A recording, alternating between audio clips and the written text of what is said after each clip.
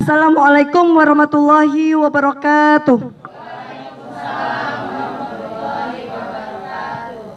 Yang kami hormati PLT Kepala Seksi Pendidikan Dasar dan Pendidikan Khusus dan Layanan Khusus Suku Dinas Pendidikan Wilayah 1 Kota Administrasi Jakarta Utara, Bapak Dr. Jumadi SPD MPD.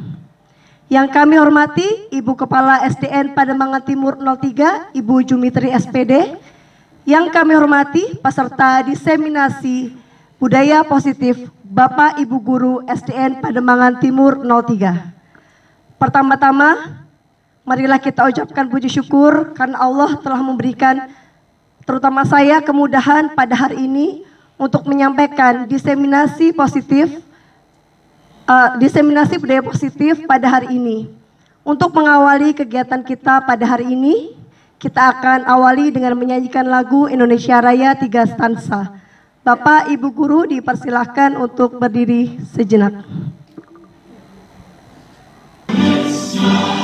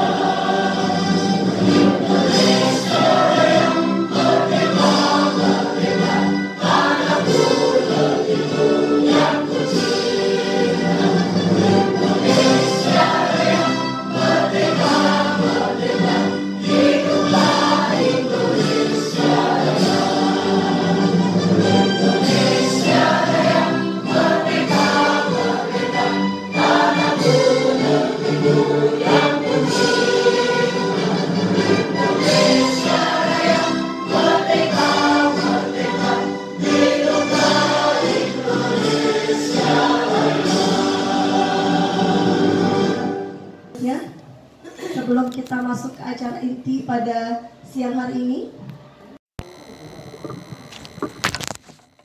akan ada motivasi ataupun penyemangat untuk saya pribadi sebagai calon guru penggerak angkatan 7 dan juga tentunya untuk Bapak Ibu guru semuanya calon-calon guru penggerak di angkatan-angkatan berikutnya. Yang pertama dari Bapak Dr. Jumadi SPD MPD, kami persilakan. Bismillahirrahmanirrahim. Assalamualaikum warahmatullahi wabarakatuh. Dan salam yang saya hormati Ibu Jumadi SPD selaku Kepala Sekolah SDN 03, yang saya hormati Ibu Umi selaku calon peserta guru penggerak angkatan 7 dan calon-calon guru penggerak angkatan seterusnya ya. Ada yang udah masuk ke 8? Belum? Belum. Ya, mudah-mudahan selain Bu Umi nanti nyusul ya. Karena menurut ceritanya sangat sulit ya untuk bisa menjadi calon pun gitu. Tetapi tidak ada yang tidak mungkin ketika kita mau berupaya. Dalam status saya selalu saya tulis manjada wajib. Ada yang tahu nggak? Apa?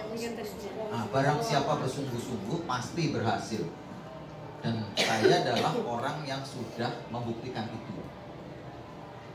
Mungkin kalau secara matematika membayangkan sekolah tinggi sampai S3 itu kayaknya sangat kecil untuk bisa mendapatkan kesempatan itu. Tetapi tadi dengan motivasi manjada wajada, segala sesuatu rintangan, hambatan, keterbatasan itu bisa ada jalannya. Nah, mungkin ini Bu Umi juga begitu. Tidak ada yang nggak mungkin, ternyata Bu Umi bisa membuktikan bahwa menurut cerita untuk menjadi calon guru penggerak susah, tapi ternyata bisa. Karena apa? Ada kesungguhan, ada keseriusan. Nah, tentunya teman-teman Bu Umi yang ada di sini bisa belajar, gak usah harus jauh-jauh, ada di sini. Gimana trik dan tips Bu Umi bisa lolos, ya kan? Dan nanti di kesempatan ini mungkin Bu Umi juga akan memberikan satu pengalaman perjalanannya, ya. Nah, semua ini bisa terjadi karena adanya sesuatu yang real, ya kan? Dan benar-benar sudah dilakukan, nggak ada ngarang ngadopsi punya orang kemudian dijawab di template ketahuan itu, ya. Jadi benar-benar harus original dari gambaran, gagasan, keseharian yang kita lakukan. Jadi Bapak Ibu nggak usah muluk-muluk. Yang saya pernah ikuti, yang saya pernah dengarkan, yang saya pernah saksikan bahwa nggak jauh-jauh, justru kalau ngarang bukan yang sesuatu dilakukan sendiri itu pasti ditolak. Tapi kalau yang benar-benar sehariannya dia ngajarnya ini, prakteknya begini, hasilnya begini, itu yang ditulis itulah yang lulus. Nah, ini Bu Umi mungkin sudah melalui satu proses itu. Nah, yang belum, ayo, apalagi ini muda-muda semua ya. Jadi dalam hal ini saya minta SD Pademangan Timur 3 tidak hanya Bu Umi, tapi ada Bu Umi kedua, Bu Umi ketiga dan seterusnya ya. Dan itu harus bisa ya.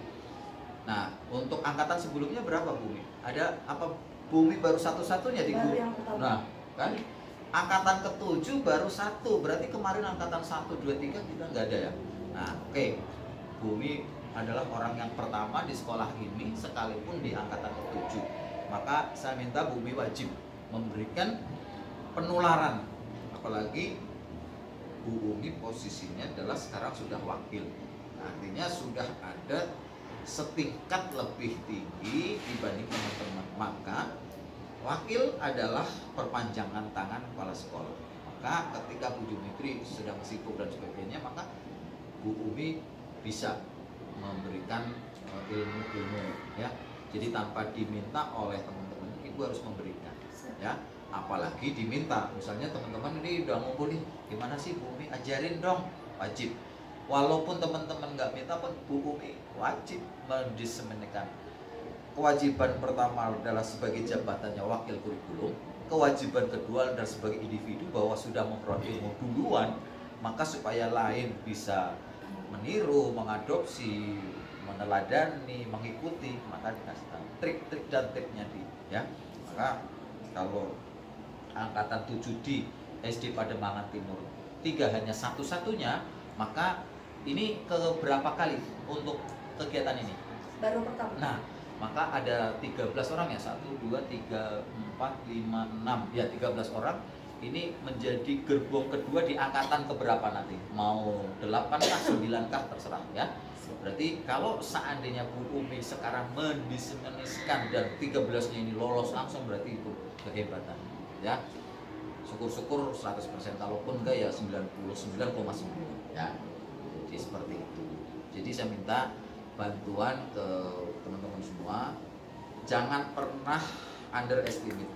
Bu Umi kan memang cerdas, pintar, Bu Umi kan memang enggak ada, kita sama, kewajiban sama, haknya sama ya.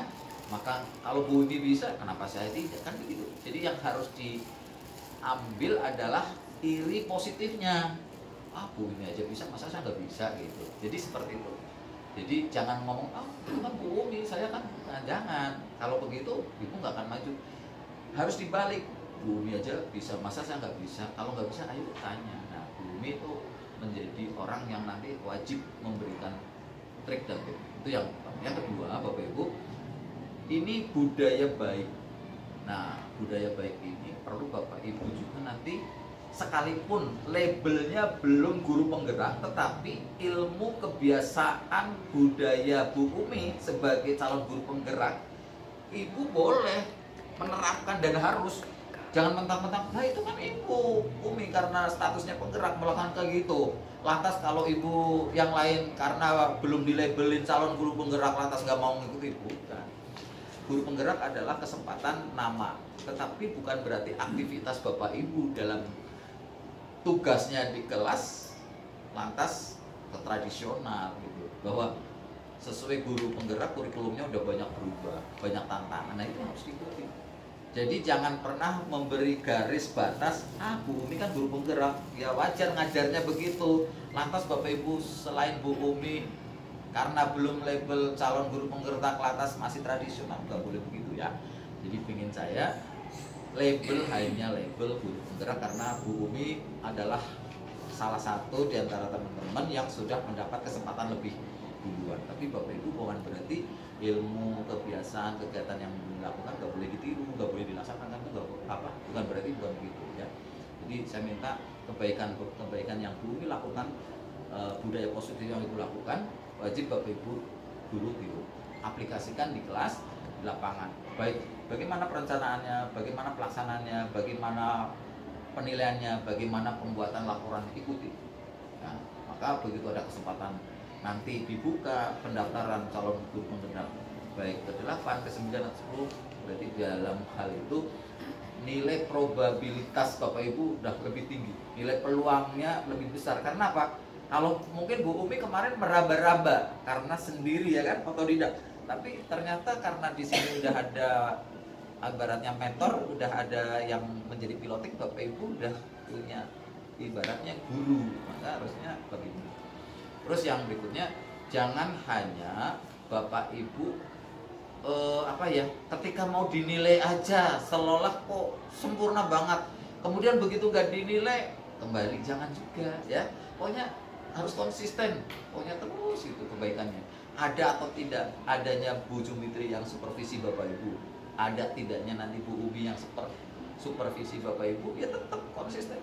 Kalau memang ini bagus teruskan ya, kalau belum bagus tingkat ya. Jadi terakhir saya sampaikan bahwa tolong Bapak Ibu semangat, harus punya keyakinan tekad bahwa saya harus bisa dan saya pasti bisa ya. Bu Umi bisa, masa saya nggak bisa. Demikian, terima kasih, kurang lebihnya mohon maaf. Assalamualaikum warahmatullahi wabarakatuh. Waalaikumsalam warahmatullahi wabarakatuh.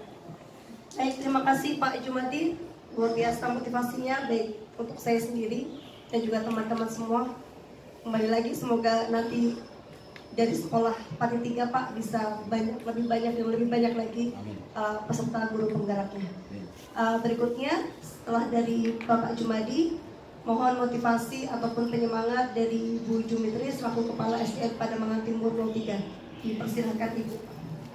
Baik, Bismillahirrahmanirrahim. Assalamualaikum warahmatullahi wabarakatuh. Waalaikumsalam. Yang sama-sama kita hormati Bapak Dr. Jumadi SPD MPD sebagai PLT Kasih Digas SDPKLK, rekan-rekan guru khususnya peserta diseminasi budaya positif dari CGP teman kita Ibu Umi Latifatul Nurjana.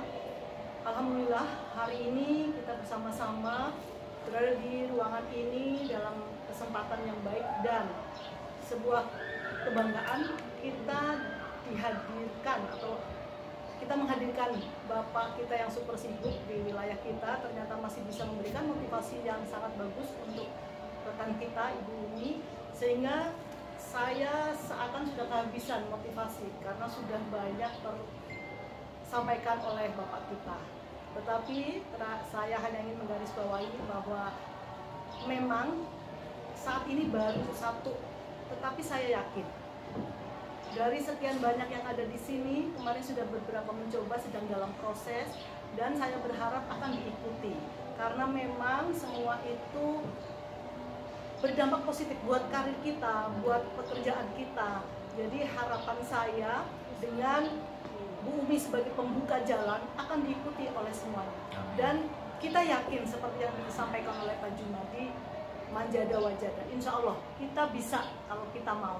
Dan saya yakin betul kata Pak Jumadi, mudah-mudah, saya merasa mudah-mudah yang tua kepala sekolahnya. Jadi mudah-mudahan dengan ini diseminasi ini, mari kita sama-sama ikuti apa yang diseminasikan oleh teman kita. Kemudian diskusilah dengan semangat supaya kita mencapai kebermanaan dalam kegiatan ini. Mungkin itu saja motivasi dari saya. Mudah-mudahan kegiatan hari ini bisa terlaksana dengan lancar, dengan baik, dan membawa keberkahan. Terima kasih. Wassalamualaikum warahmatullahi wabarakatuh. Waalaikumsalam warahmatullahi wabarakatuh. Baik, terima kasih Ibu, Bapak. Kita lanjutkan ke acara inti pada siang hari ini, yaitu diseminasi budaya positif yang nanti akan saya sampaikan.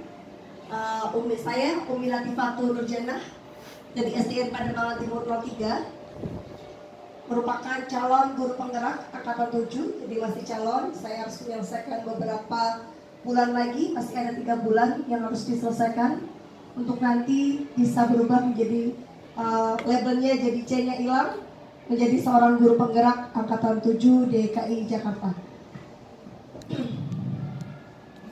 Baik Bapak Ibu, sebelum kita mulai, kalau selama mengikuti pelatihan di guru penggerak, di calon guru penggerak, itu kami selalu memulai kegiatan belajar dengan sebuah kesepakatan belajar. Nah, ini juga nanti salah satunya yang akan saya diseminasikan. Jadi ketika kita mulai belajar, kita harus buat sebuah kesepakatan, yang dimana kita bisa buat kesepakatan itu di dalam kelas kita. Nanti ada dalam satu materi, yaitu materi keyakinan kelas. Nah, sebelumnya yang pertama kesepakatannya adalah kita bisa memberikan apresiasi kepada teman kita yang sekiranya memang misalnya bertanya atau bisa menjawab pertanyaan. Jadi kita bisa memberikan penghargaan. Kemudian mohon untuk handphone bisa di skip sebentar gitu. Jadi kalau memang sekiranya ada yang diperlukan boleh, tapi mohon untuk di silent. Kemudian biasakan untuk mengangkat tangan sebelum bertanya, menjawab atau ingin menyampaikan sesuatu. Dan juga kita berusaha untuk tepat waktu Bapak Ibu, kurang lebih 60 sampai 120 menit ya. Semoga tidak sampai 120 menit kita sudah bisa menyelesaikan kegiatan kita. Kemudian kita boleh mencatat, silahkan dicatat apa-apa saja yang dirasa penting atau boleh nanti mau bertanya seperti apa. Dan nanti di akhir kegiatan saya minta Bapak Ibu untuk memberikan testimoni dari kegiatan diseminasi yang sudah saya lakukan. Bapak Ibu, di sini saya mendapatkan tugas untuk menyampaikan modul 1.4 atau modul tentang budaya positif. Di mana dalam modul budaya positif itu nanti ada banyak hal yang akan kita pelajari. Bapak Ibu, ini saya pelajari kurang lebih selama 1 bulan. Dan disampaikan dalam waktu 60 menit. Yang pertama adalah saya ingin menyampaikan dulu tentang filosofi Ki Hajar Dewantara. Bapak Ibu, ketika saya belajar di guru penggerak ini, di sini saya belajar bahwa ketika kita menjadi seorang guru, kita itu seperti seorang petani. Dan anak-anak kita, murid-murid kita, itu bagaikan sebuah benih. Nah, ketika kita seorang petani itu punya benih jagung, mau diminta untuk tumbuh jadi padi, bisa nggak Bapak Ibu? Nggak bisa. Kalau kita punya padi, mintanya panen jagung, bisa nggak? Nggak bisa.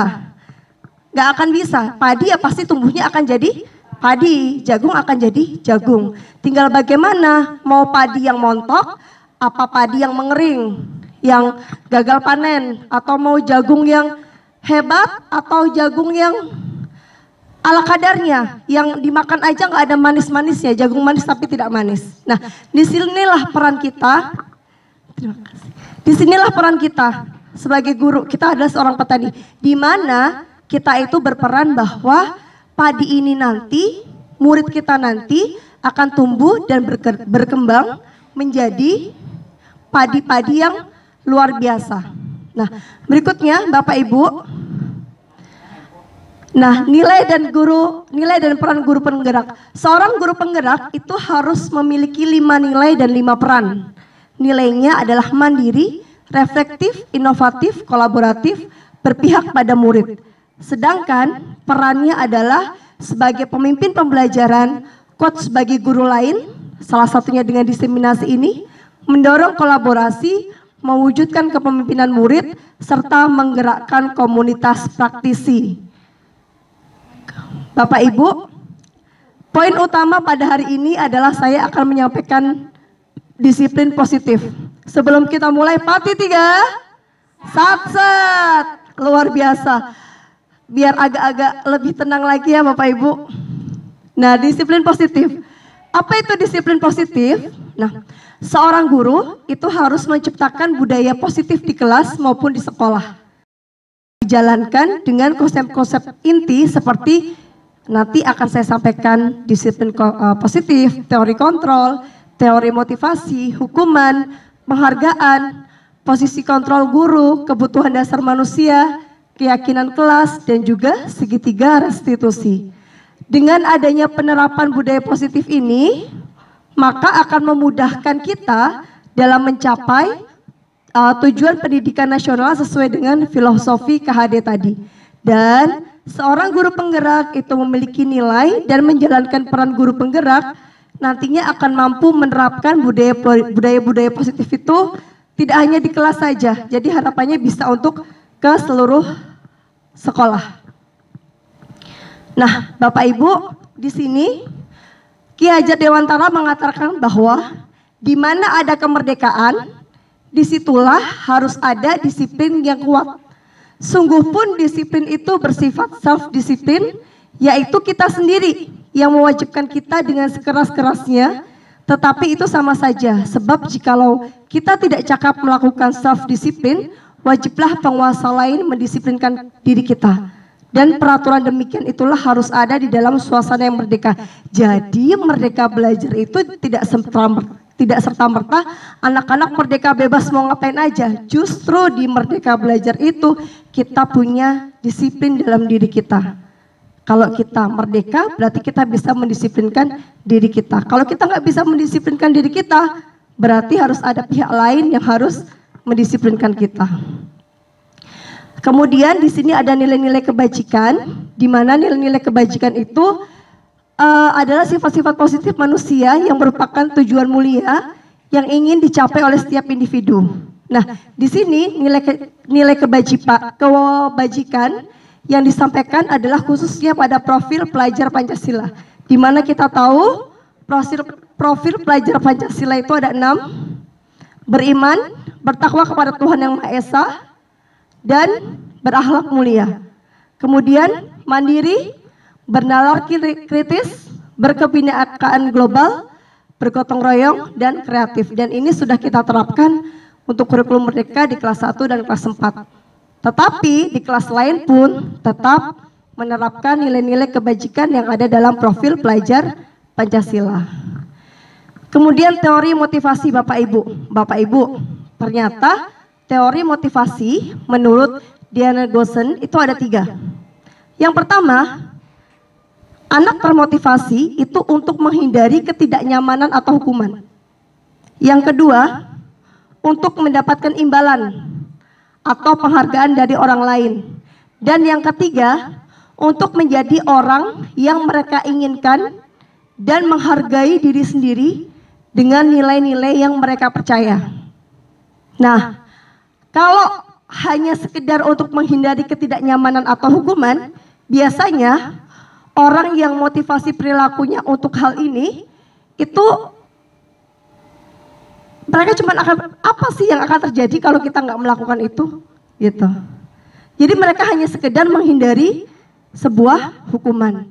Kemudian, kalau dia ingin mendapatkan imbalan, di sini orang berperilaku untuk mendapatkan imbalan atau penghargaan dari orang lain. Jadi orang dengan motivasi ini akan bertanya, apa yang akan saya dapatkan apabila saya melakukannya? Kalau saya rajin ngerjain PR, nanti saya dapat apa ya dari guru saya? Yang terakhir, orang dengan motivasi ini akan bertanya, akan menjadi orang seperti apa apabila saya melakukannya? Mereka melakukan sesuatu karena nilai-nilai yang mereka yakini dan hargai, dan mereka melakukannya karena mereka ingin menjadi orang yang melakukan nilai-nilai yang mereka yakini itu. Nah, kira-kira ada di mana nih posisi murid-murid kita? Ada di motivasi 1, 2, apa 3 nih? Kira-kira di mana? Masih di posisi 1, mungkin ya, rata-rata hanya sekedar untuk menghindari ketidaknyamanan atau hukuman.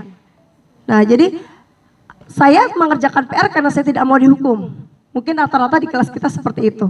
Nah, kemudian ya, supaya lebih semangat lagi Bapak Ibu, mohon untuk berdiri. Sebentar kita ice breaking dulu. Satset ya, pati 3. Satset. Oke. Supaya nggak ngantuk juga. Dua.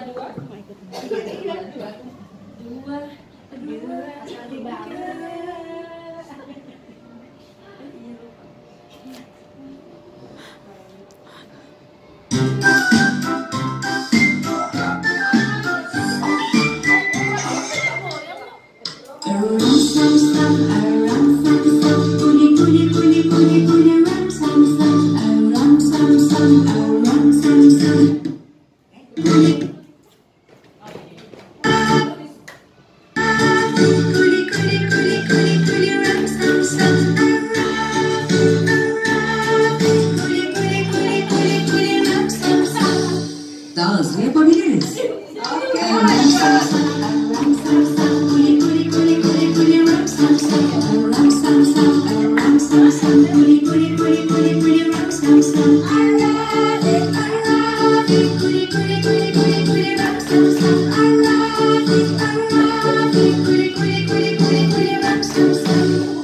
Hadi hızlanalım.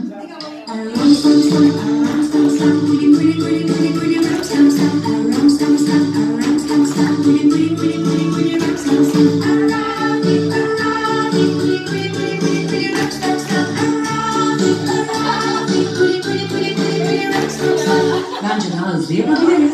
Daha hızlı. Son sürat.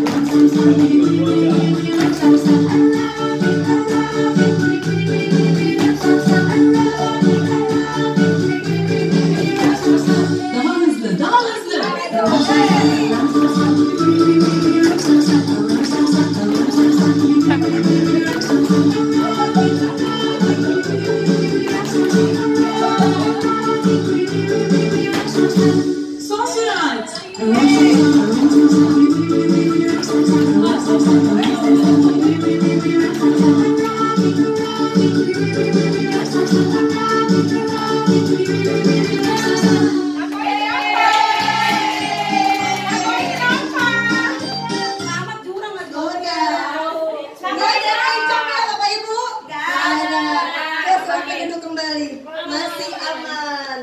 Baik. Hitnya lebih cepat dan lebih cepat. Oke, ya semoga nggak ada yang ngecok. Aman ya Bu Christine ya? Aman. Baik Bapak Ibu, berikutnya. Di sini saya akan menyampaikan keyakinan kelas. Keyakinan kelas itu merupakan nilai-nilai kebajikan universal yang telah disepakati secara tersirat dan juga tersurat oleh warga kelas. Siapa warga kelas itu?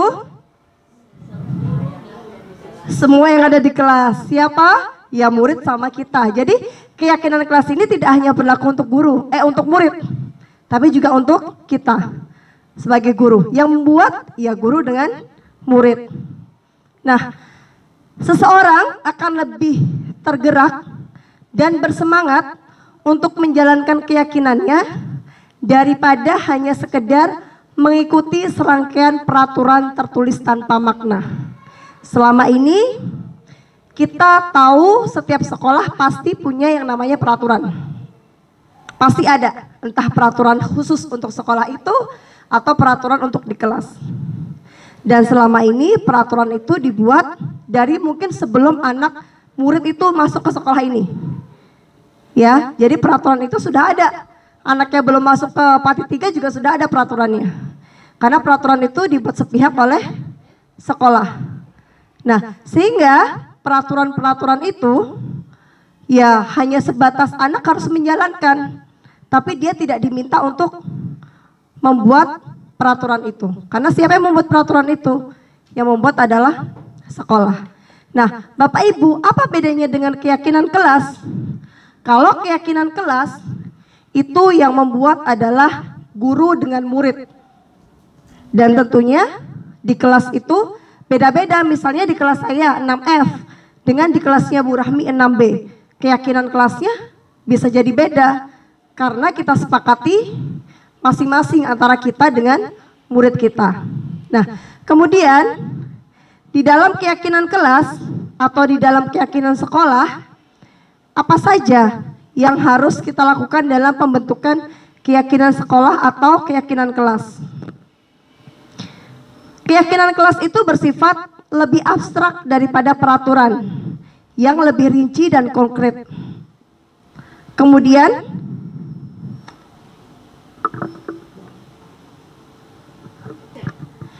nah Bapak Ibu, keyakinan kelas itu berupa pernyataan-pernyataan universal dan pernyataan keyakinan kelas itu senantiasa dibuat dalam bentuk yang positif. Jadi menghindari kata-kata larangan. Jangan berlarian. Tidak boleh, apa Bu Rohmi? Iya, mesti lebih ke kalimat positif. Gitu, lebih ke kalimat positif. Dan keyakinan kelas hendaknya tidak terlalu banyak. Kan kita punya anak, misalnya saya 26.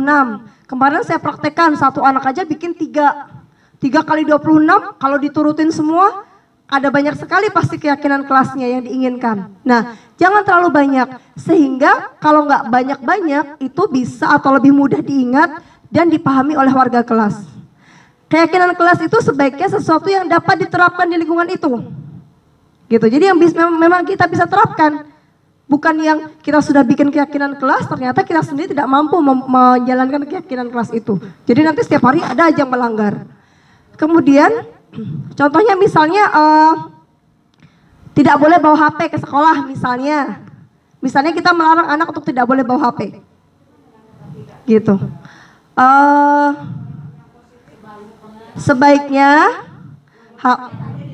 ya misalnya seperti itu gitu.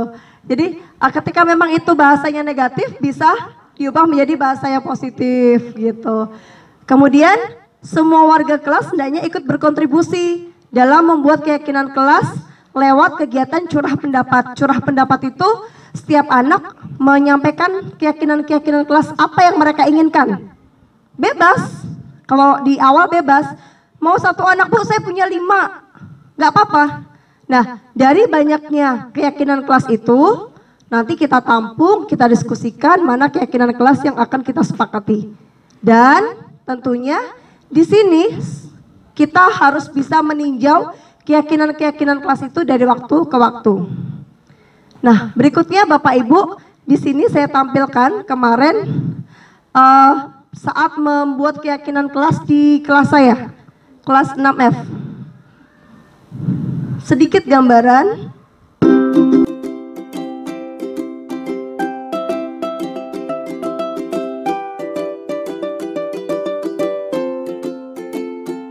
Assalamualaikum warahmatullahi wabarakatuh. Waalaikumsalam warahmatullahi wabarakatuh. Oke, apa kabar hari ini? Alhamdulillah luar biasa, tetap semangat. Allah yes. Baik, luar biasa. Alhamdulillah kita dalam kondisi sehat semua. Nah, anak-anak, sesuai yang apa sudah Bumi sampaikan kemarin, hari ini kita akan berdiskusi bersama membuat sebuah keyakinan kelas. Nah, nanti setiap anak boleh menuliskan curah pendapatnya, satu atau dua atau tiga, bebas, ke dalam kertas post-it. Nanti kalau misalnya mau menuliskan curah pendapat tentang keyakinan kelas yang mau diusulkan, misalnya mau menuliskan dua ide, dua keyakinan kelas, gunakan dua post-itnya.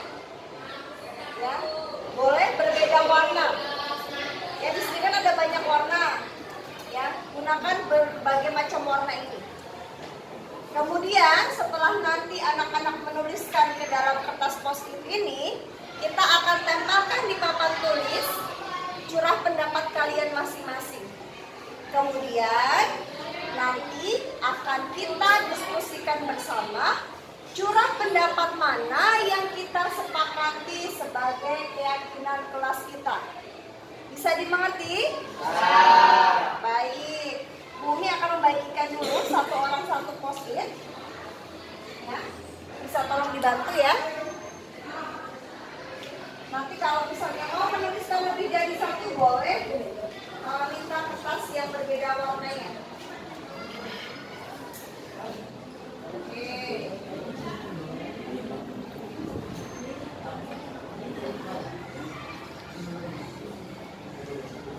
Bu, diberi nama tidak? Tidak diberi nama juga tidak apa-apa. Oke, silakan dibantu dibagi teman-teman. Ya, satu orang mendapatkan satu post-it. Nanti kalau mau menulis dua boleh meminta kertas post-it yang lainnya. Oke? Boleh lebih dari satu. Satu doang? Boleh. Boleh beda kertas. Satu kertas untuk satu ide saja. Jadi kalau mau beda kertas, boleh ambil di depan atau boleh minta kelompok di baris di sebelahnya.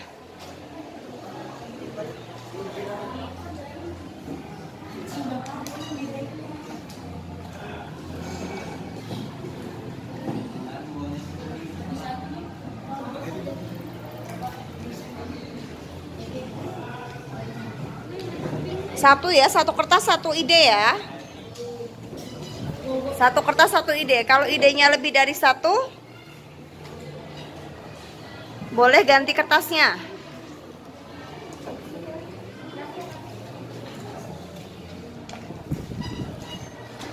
Atau boleh ambil di depan. Di depan kan Ibu punya kertas warna orange.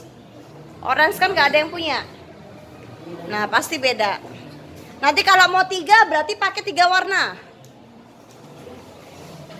Kalau sudah sisa, taruh di depan, jangan dipegang sisanya. Post-it sisanya taruh di depan biar temannya bisa ambil. Selesai menuliskan curah pendapatnya? Sudah siap menempel? Sudah siap? Siap. Nanti secara bergantian kita akan menempelkan apa yang menjadi usulan kita di papan tulis. Nah, nanti ditambah yang rapi secara bergiliran. Boleh kita mulai dari sebelah kanan Ibu. Ya, jadi garisnya Fadila dan Kevin. Oke, silahkan mulai untuk menempel di papan tulis.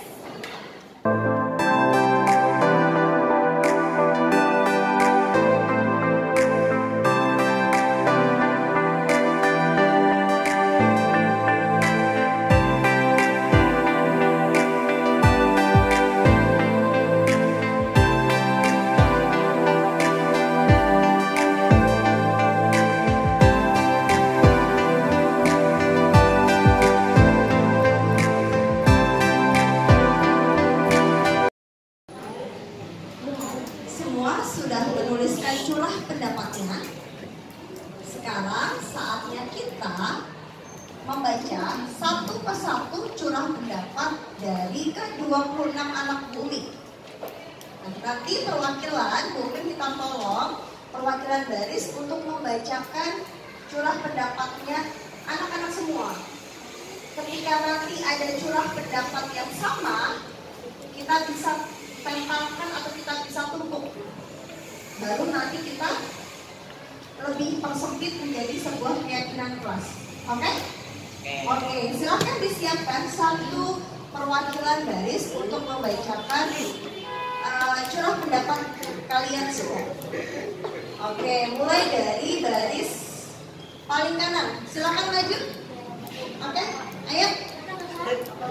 Satu baris. Tidak boleh mengata-ngatai nama orang tua.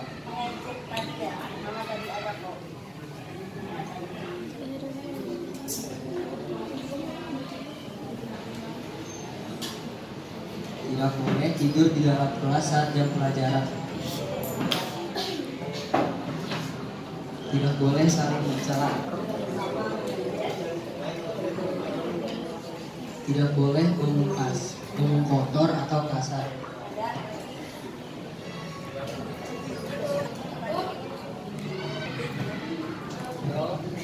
Sendiri saat guru sedang menjelaskan. Oke, nanti mana? Tidak boleh mengobrol. Mengucapkan salam saat masuk kelas. Mengucapkan salam saat masuk kelas belum ada? Selalu mengerjakan PR setiap hari.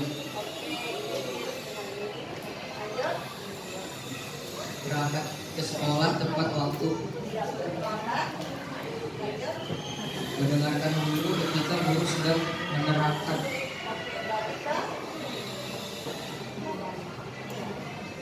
Lanjut.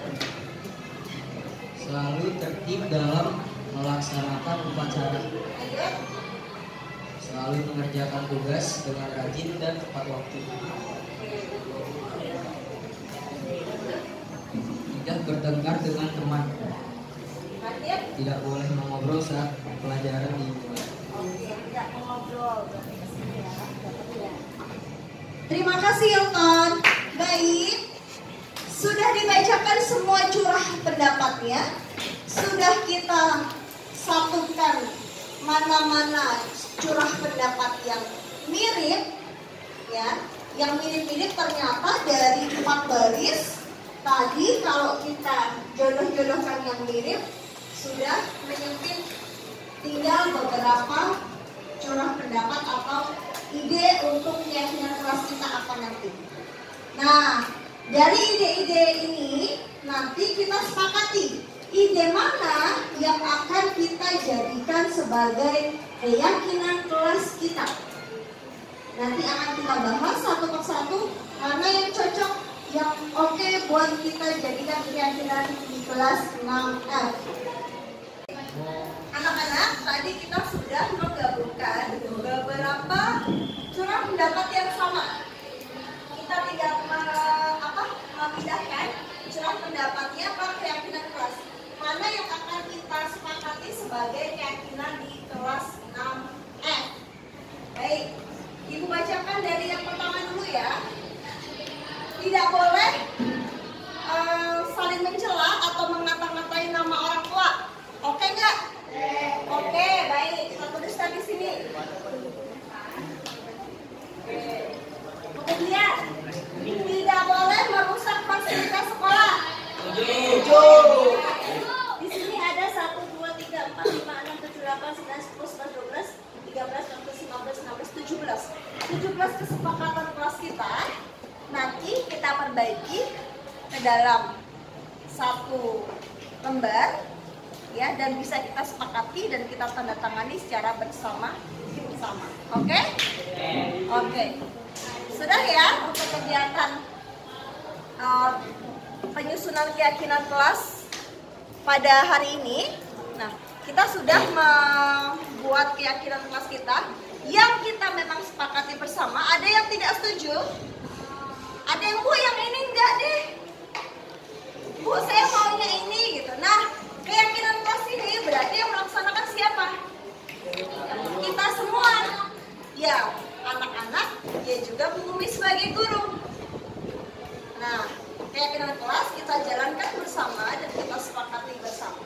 sepakati dan kita jalankan bersama. Terima kasih untuk hari ini kita sudah menyusun keyakinan kelas. Semoga dengan kita menyusunnya secara bersama-sama kita bisa menjadi lebih tanggung jawab lagi dan bisa lebih bahagia, lebih happy dalam melaksanakan keyakinan kelas 6F. Terima kasih dari Bumi. Wassalamualaikum warahmatullahi wabarakatuh. Waalaikumsalam warahmatullahi wabarakatuh.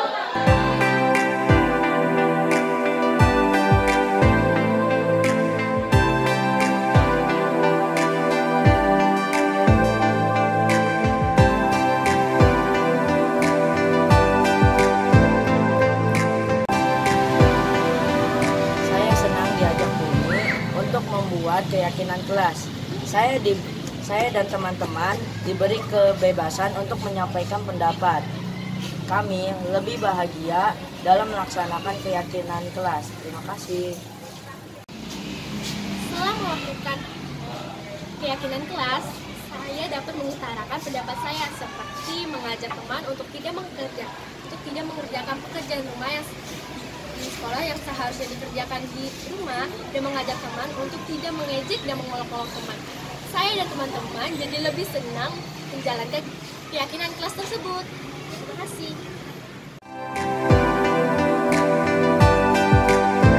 Baik, Bapak Ibu, demikian ya contoh proses dalam membuat keyakinan kelas. Harapannya dengan mengajak anak untuk membuat keyakinan kelas, anak itu jadi happy. Iya, ya seperti kesepakatan kelas. Kesepakatan kelas, keyakinan kelas. Jadi anak tuh lebih happy karena mereka membuat sendiri. Berarti ketika mereka melanggar ya mereka tahu harus bagaimana konsekuensinya. Kemudian di sini saya sampaikan bahwa seorang manusia punya 5 kebutuhan dasar. Bertahan hidup, penguasaan, kasih sayang dan rasa diterima, kesenangan dan kebebasan. Ini kebutuhan dasar yang dimiliki oleh seorang manusia, dan apabila misalnya anak-anak murid kita itu melakukan suatu tindakan yang tidak menyenangkan atau melanggar dari keyakinan kelas, mungkin ada salah satu dari kebutuhan dasar ini yang tidak terpenuhi. Entah dia mungkin kurang kasih sayang, atau mungkin kurang bersenang-senang, atau kurang bebas dan lain sebagainya. Nah, Bapak Ibu, di sini saya mau menyampaikan 5 posisi kontrol kita sebagai seorang guru. Yang pertama adalah guru sebagai seorang penghukum. Yang kedua, guru sebagai pembuat merasa bersalah. Yang ketiga, sebagai teman, sebagai pemantau, dan sebagai manajer. Guru sebagai seorang penghukum. Seorang penghukum itu bisa menggunakan hukuman, tidak hanya fisik ya Bapak Ibu. Hukuman itu selain fisik juga bisa verbal. Dan juga orang-orang yang menjalankan posisi penghukum itu senantiasa mengatakan bahwa sekolah itu memerlukan sistem atau alat yang dapat lebih menekan murid-murid lebih dalam lagi. Dia lebih cenderung istilahnya suaranya keras, kalau ngomong melotot-melotot seperti itu. Itu sebagai penghukum. Hasilnya bagaimana? Kemungkinan murid akan marah dan dendam atau bersifat lebih agresif. Dan bisa jadi kalau sudah kita hukum dia, kita sebagai penghukum, mereka kembali duduk, murid tersebut justru malah misalnya dia tadi sudah mencoret-coret bukunya. Kita diposisikan sebagai penghukum, dia justru malah tambah melakukan kesalahan itu. Dan lebih buruknya lagi, ketika pulang sekolah justru dia akan membalas yang lebih dan lebih lagi. Kemudian ketika dalam posisi pembuat merasa bersalah, dalam posisi ini biasanya guru bersuara lemah lembut. Kemudian guru akan menggunakan keheningan yang membuat orang lain merasa tidak nyaman, bersalah atau rendah diri. Jadi kita membuat dia itu merasa kamu tuh salah. Gitu, seperti dipermalukan. Hasilnya murid akan merasa bersalah. Tetapi bersalahnya itu bersalah telah mengecewakan Bapak Ibu guru, dan bahkan dia akan muridnya itu akan merasa menjadi orang yang gagal atau tidak sanggup membahagiakan. Jadi dia akan merasa mungkin bisa jadi insecure dengan diri dia sendiri. Ketika dalam posisi teman, di sini guru pada posisi tidak akan menyakiti murid, namun akan tetap berupaya mengontrol murid melalui persuasi, melalui ajakan-ajakan.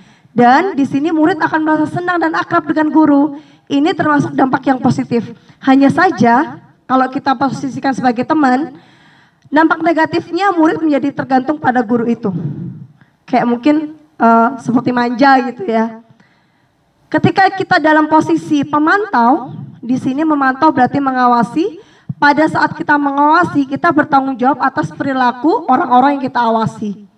Dan posisi pemantau itu berdasar pada peraturan-peraturan dan konsekuensi. Hasilnya, murid memahami konsekuensi yang dijalankan karena telah melanggar salah satu peraturan sekolah. Gitu.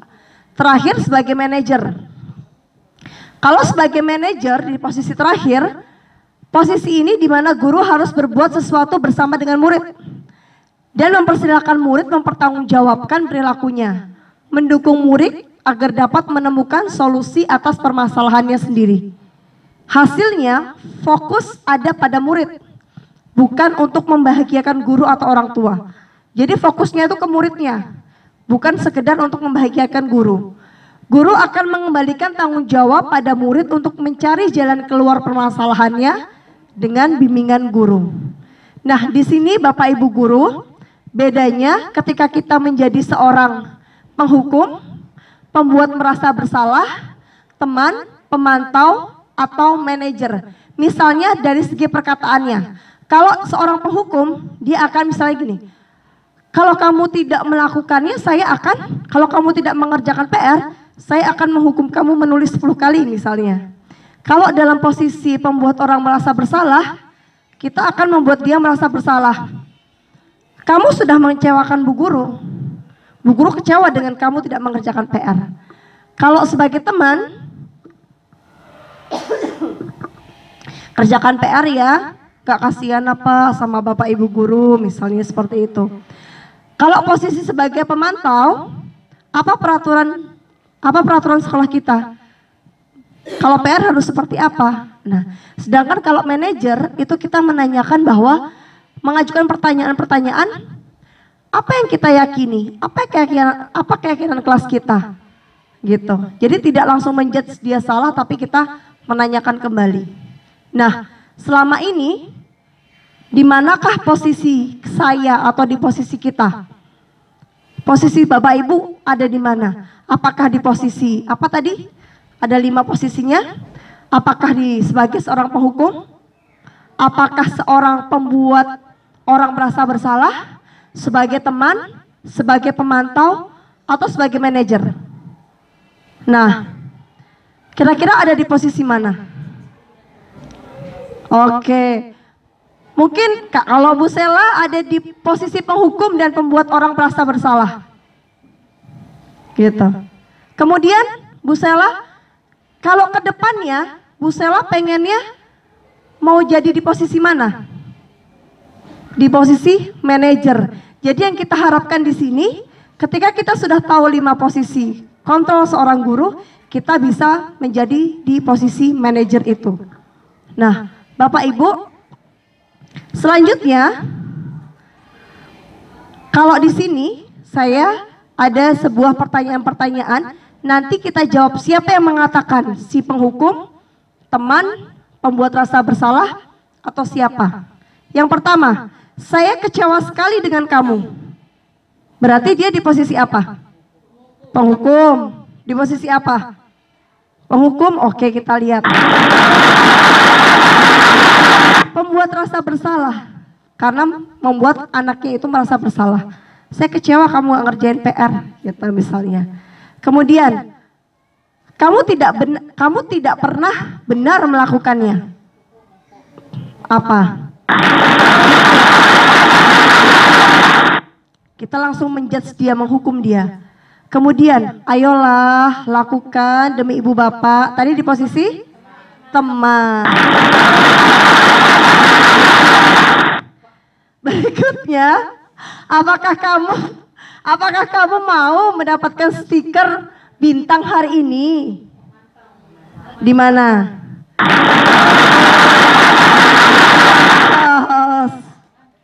Aplausnya udah kenceng banget nih. Terakhir, kamu selalu yang paling terakhir. Di posisi mana kira-kira? Merasa bersalah? Merasa bersalah. Sebagai penghukum. Oke, baik. Bapak Ibu, di sini hukuman, konsekuensi, dan restitusi itu berbeda. Hukuman, konsekuensi, dan restitusi. Nah, hukuman itu bersifat satu arah dari pihak seorang guru saja. Kemudian, kalau konsekuensi itu ada dalam sebuah tindakan disiplin. Disiplin dalam bentuk konsekuensi sudah direncanakan atau sudah disepakati dan sudah dibahas. Itu kalau konsekuensi, kita sudah membahasnya. Nanti kalau misalnya kita buat kesepakatan, kalau yang tidak melanggar PR, kalau yang tidak membuat PR bagaimana? Kalau sudah kita sepakati, namanya konsekuensi. Kalau restitusi, itu adalah proses menciptakan kondisi bagi murid untuk memperbaiki kesalahan mereka. Sehingga mereka bisa kembali pada kelompok mereka dengan karakter yang lebih luas, lebih kuat. Kalau restitusi itu jadi anak yang memperbaiki kesalahan, tidak ditentukan di awal. Misalnya, anaknya nggak mengerjakan PR, kemudian kita panggil dan kita mengajak anak untuk menyelesaikan masalahnya dia, kenapa tidak mengerjakan PR. Lalu apa yang harus kamu lakukan? Tidak disepakati di awal dulu, itu restitusi. Nah, salah satu dari budaya positif ini, nah kalau di sini sebelum ke restitusi lebih lanjut, kita tebak dulu ini hukuman atau konsekuensi. Mencatat 100 kali di dalam buku kalimat, saya tidak akan terlambat lagi karena terlambat ke sekolah. Apa ini? Oke, kita cek ya, hukuman. Berikutnya, lari mengelilingi lapangan basket 2 kali karena terlambat datang. Apa? Kita cek.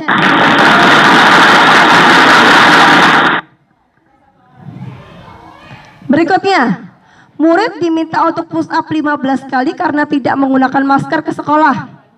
Apa coba?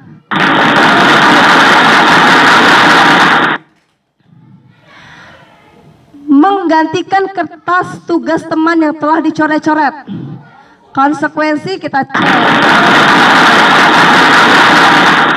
Berikutnya, membersihkan tumpahan air membersihkan tumpahan air di meja tulis karena tersenggol saat belajar. Coba konsekuensi. Murid disuruh untuk mengenakan sepatu seharian di sekolah karena tidak mengenakan sepatu hitam. Apa? Satu lagi, lari mengelilingi lapangan basket 2 kali karena terlambat 10 menit. Konsekuensi kan ya, karena terlambat 10 menit untuk pelajaran PJOK. Berarti kalau konsekuensi dia sudah ada kesepakatan dengan guru PJOK-nya. Segitiga restitusi, ini kaitannya dengan tadi restitusi ya, bukan hukuman, bukan konsekuensi. Yang kita bahas sekarang ada restitusi. Restitusi itu merupakan proses menciptakan kondisi bagi siswa atau bagi murid untuk memperbaiki kesalahan mereka. Jadi mereka yang memperbaiki sendiri. Kita hanya sebagai fasilitator saja. Langkahnya ada 3 Bapak Ibu. Langkahnya ada 3 dan mungkin ini bisa nanti meredam emosi kita atau bisa membantu kita menyelesaikan masalah-masalah yang ada di kelas. Yang pertama, menstabilkan identitas, validasi tindakan yang salah, kemudian menanyakan keyakinan. Kalau di sini berarti kita di kelas sudah harus punya yang namanya keyakinan kelas. Yang pertama, menstabilkan identitas. Di sini kita bisa menggunakan kalimat-kalimat seperti berbuat salah itu tidak apa-apa. Setiap manusia itu pasti bisa berbuat salah, termasuk kamu, ibu. Nah, seperti itu. Sebelum terjadi hal-hal yang bisa memperburuk keadaan, kita sebaiknya membantu anak untuk tenang kembali ke suasana hatinya. Jadi, identitasnya distabilkan. Misalnya anak habis memecahkan jam dinding di kelas. Ya, kita stabilkan dulu identitasnya. Yang kedua, kita validasi tindakan yang salah. Kalau dia main bola di kelas kemudian jamnya pecah, itu kan perbuatan tidak baik. Jadi kita validasi dulu. Kita sampaikan ke mereka, perbuatan kamu itu baik tidak? Atau padahal sebenarnya kamu bisa loh melakukan yang lebih buruk dari ini ya. Misalnya selain dipecahkan jamnya, dia bisa melakukan hal-hal yang lebih buruk lainnya. Kemudian kamu pasti punya alasan kok kamu melakukan ini gitu. Jadi kita bisa awali dengan kata-kata seperti itu. Perhatikan Bapak Ibu, kalau kita tolak anak kita yang sedang berbuat salah, dia akan tetap menjadi bagian dari masalahnya. Namun bila kita memahami alasannya melakukan sesuatu, maka dia akan merasa dipahami. Dan yang terakhir adalah kita menanyakan keyakinannya. Tadi dia melakukan sebuah kesalahan. Kita tanyakan, apa yang kamu lakukan itu melanggar keyakinan kelas enggak? Atau keyakinan kelas apa yang kamu langgar? Dan apa yang harus kamu lakukan supaya kamu tidak melanggar keyakinan itu lagi? Nah, berikutnya Bapak Ibu, di sini saya sudah mencoba praktek untuk segitiga restitusi ini di kelas saya dengan 2 kasus. Nah, silahkan nanti bisa dilihat dan bisa jadi gambaran seperti apa sih praktek restitusi, segitiga restitusi itu.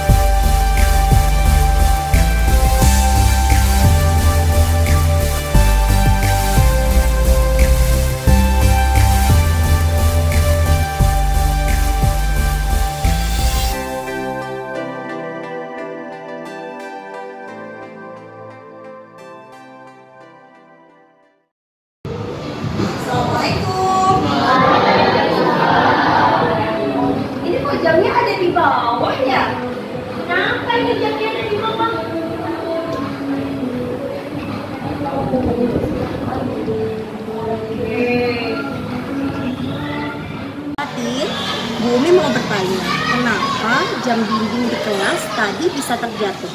Saat saya bermain bola, Bu, dan bolanya mengenai jam, Bu.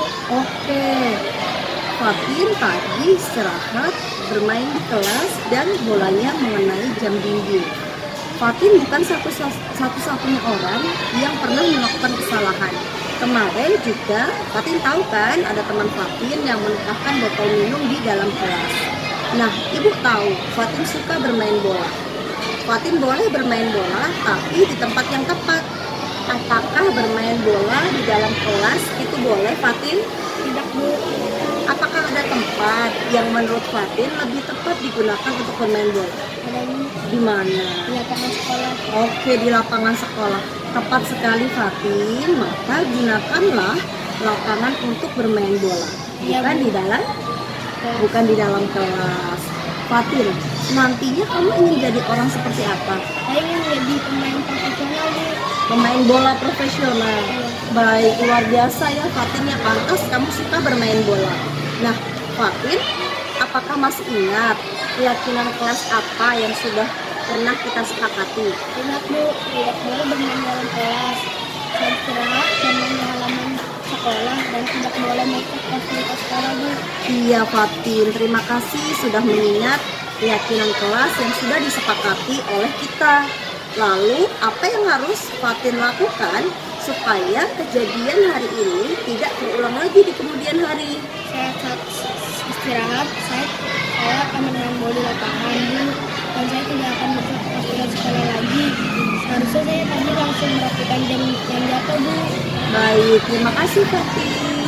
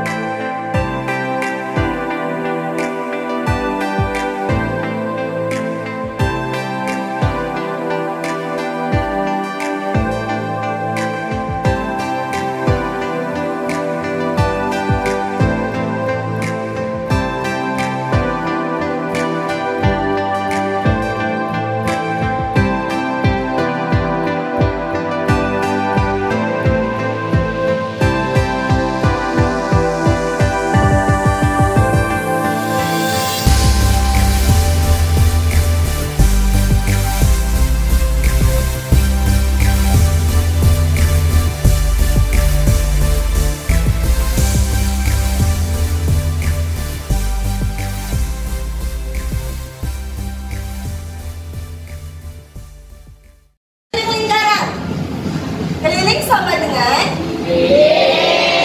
ide. Baik, masih ingat ya, keliling lingkaran. Keliling sama dengan ide. V bisa berapa? 3,14 atau 20. Raina. Iya. Kita sedang apa? Raina tahu kenapa Umi memanggil Raina sekarang? Tahu Bu, karena Raina tadi mau pelajari pelajaran Ibu. Baik, Raina, tidak ada manusia yang sempurna. Setiap manusia pasti pernah melakukan kesalahan. Termasuk juga Bu Umi. Bu Umi juga pasti pernah melakukan kesalahan. Bu Umi mau tanya, pasti Raina punya alasan kenapa Raina sampai makan pada saat jam pelajarannya dulu. Iya Bu, tadi saya sangat lapar. Memangnya Raina tadi tidak jajan? Tidak Bu, tadi saya bermain petak-petak bersama teman-teman, saya jadi tidak sarapan. Raina hari ini tidak sarapan? Tidak Bu, saya terburu-buru, saya mau kesiangan.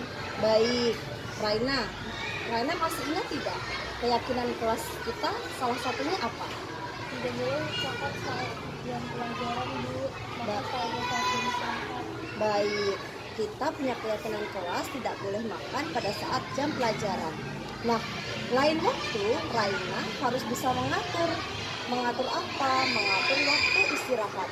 Kapan Raina harus bermain dengan teman-teman dan kapan Raina harus makan. Lalu, apalagi yang harus Raina lakukan supaya kejadian hari ini tidak terulang lagi? Saya harus bangun pagi supaya bisa sarapan Bu. Baik, semoga kedepannya Raina bisa lebih baik lagi, tidak lapar di kelas dan sudah siap untuk memulai pelajaran. Terima kasih Raina.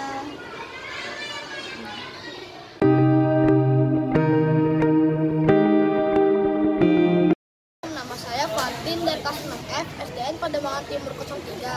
Saat saya menjatuhkan jam di dinding, saya merasa takut akan dimarahi Bumi. Ternyata pada saat Bumi memanggil saya, Bumi tidak marah-marah. Saya senang, Bumi juga tidak memarahi saya di depan kelas. Saya diajak Bumi untuk mengingat kembali keyakinan kelas dan mencari solusi untuk saya bisa bermain bola dengan lebih aman dan tepat. Terima kasih Bumi. Assalamualaikum, perkenalkan nama saya Raina. Saya dari murid kelas 6F dari SDN Pademangan Timur 03. Saya senang karena saat saya makan di kelas, saya tidak dimarahi Bumi. Saya justru dibantu mencari solusi supaya tidak melakukan kesalahan lagi. Terima kasih Bumi.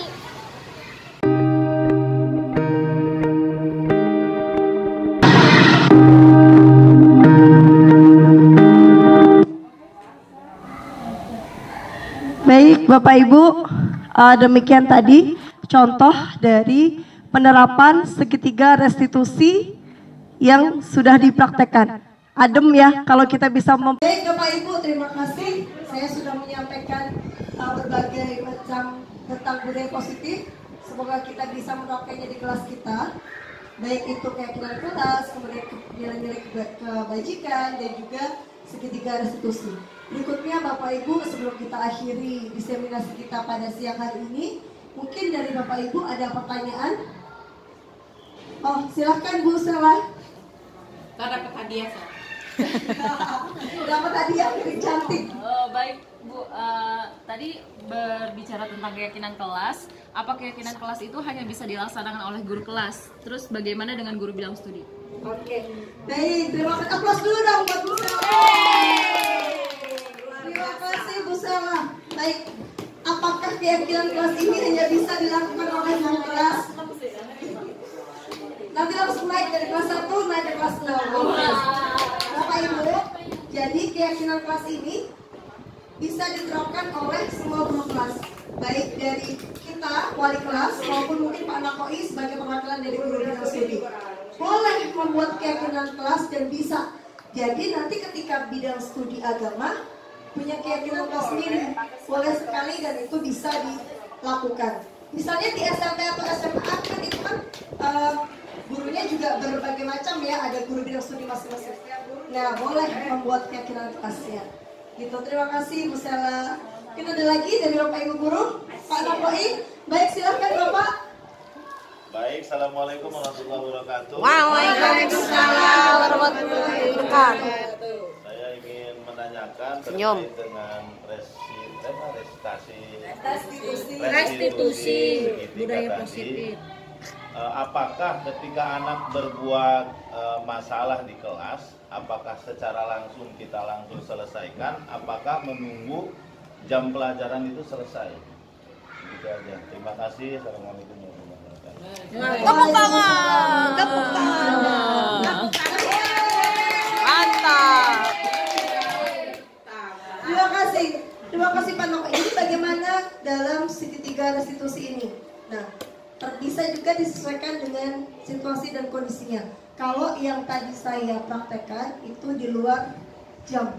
Jadi ketika anak melakukan kesalahan, kita cukup tahu dulu, oh tadi si Fatin menjatuhkan jam, Raina makan pada saat jam belajar. Nah, kemudian setelah jam belajar baru kita panggil dan kita laksanakan segitiga restitusi itu. Jika memang memungkinkan itu dilakukan setelah jam belajar. Dan tentunya bukan di hadapan teman-teman yang lainnya. Kalau di hadapan teman-teman yang lainnya langsung on the spot di kelas itu, kita seperti sebagai seorang penghukum gitu kan, dan pembuat rasa bersalah. Jadi lebih baik kalaupun mau diselesaikan, sekiranya masalahnya itu genting dan perlu diselesaikan saat itu juga, boleh diselesaikan saat itu, tapi di luar kelas, atau boleh ditunda nanti setelah kegiatan belajar selesai. Begitu ya Pak Nakoi? Siap, terima kasih. Aplaus untuk kita semua. Baik Bapak Ibu, terima kasih sekali lagi. Terima kasih dan terima kasih.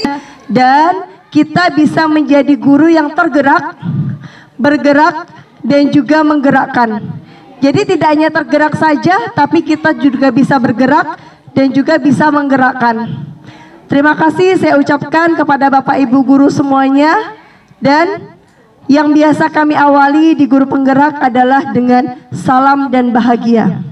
Salam dan juga kita harapannya kita bisa bahagia, bahagia di kelas, anak-anak kita bahagia, kita sebagai guru pun bisa bahagia. Aplaus untuk kita semua Bapak Ibu.